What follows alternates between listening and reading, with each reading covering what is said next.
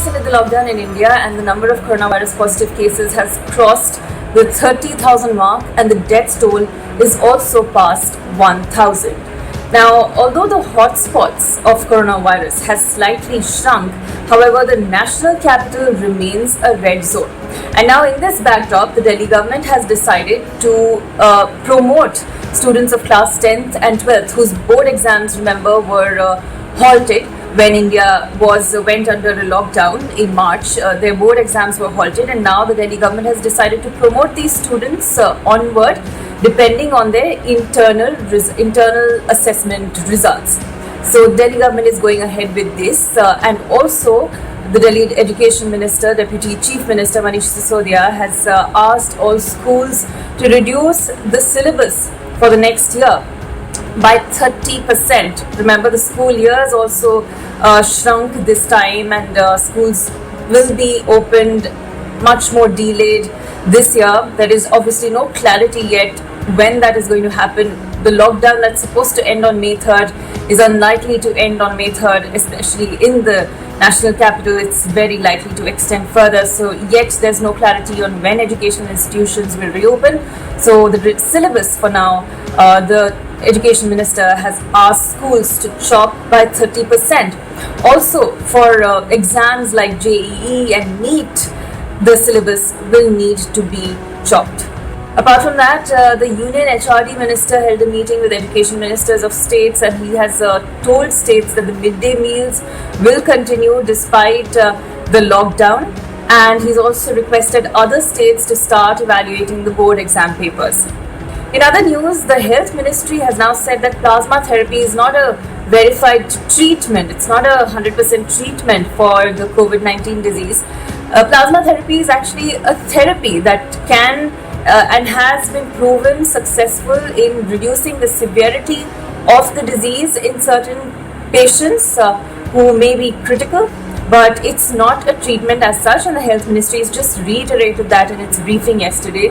It's also cautioned against using this therapy without adequate safeguards, because in that case it can also be life-threatening. However, now 350 members of the Tablighi Jamaat who had attended that markaz in the national capital last month, they have some of whom who have now recovered, have now said they have volunteered to donate their plasma for patients who are critically ill, and so far about 25 of them have donated for plasma therapy. Now, and yesterday the Health Ministry has also once again issued guidelines for home isolation. The Health Ministry said that those patients who are displaying very mild symptoms or are in the pre-symptomatic phase of COVID-19 can be home isolated as long as they have the required facilities at home. If they have the requisite space and facility to quarantine themselves at home, then they can choose that option. Or rather, they would be urged to choose that option, because this will reduce the stress on our medical facilities, medical infrastructure in India, and B, this will also help frontline workers, and this might prevent the spread of infection to our very crucial frontline staff. So the conditions for home quarantine are, firstly, that there has to be a caregiver present at all times with the patient, and there has to be a communication line open between this caregiver and the hospital. Apart from that, the patient will have to monitor their health and report regularly to the district surveillance officer. The patients are also required to download the Arogya Setu app and keep it connected to Bluetooth at all times. Also, the people and the contacts of the patient as well as the caregiver will be taking medication, that is the hydroxychloroquine prophylaxis, as per protocol and as prescribed by the treating medical officer. So on these preconditions, a patient displaying very mild symptoms or in the pre-symptomatic phase of COVID-19 can be quarantined at home, and they must seek medical attention if their symptoms become graver, if they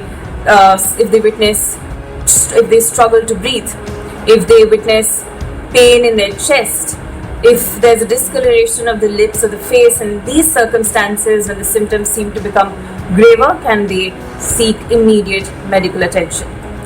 In other news, now the ongoing gene sequencing of the coronavirus has revealed that it has revealed that there is no Indian strain of the virus yet, which indicates that there has not been any mutation of this particular virus in India. It's not changed due to the geographic or climatic conditions in India. So it's the same coronavirus that is infecting every other population in every other country that is present in India. There is no specific mutation. Now it's important to study the gene sequencing and gene sequence the virus, because that is the building block of the virus. Once we understand that, we can develop vaccines. We can also map the trajectory of the outbreak if once we understand what is the basic building block of the virus. And finally, remember, in Hyderabad, the mango supply was adversely hit. This is mango season, summer here and summer approaching also, and the mango supply was severely hit in Hyderabad as there was less demand in the market. And now the government there has come up with a one-of-its-kind initiative. They've decided to supply mangoes to the doorsteps of customers. All they have to do is give a phone call on a specific number, and cartons of mangoes will be delivered right on their doorstep. This is going to help farmers. This is going to help customers as well. That's all on this edition. Thank you for watching.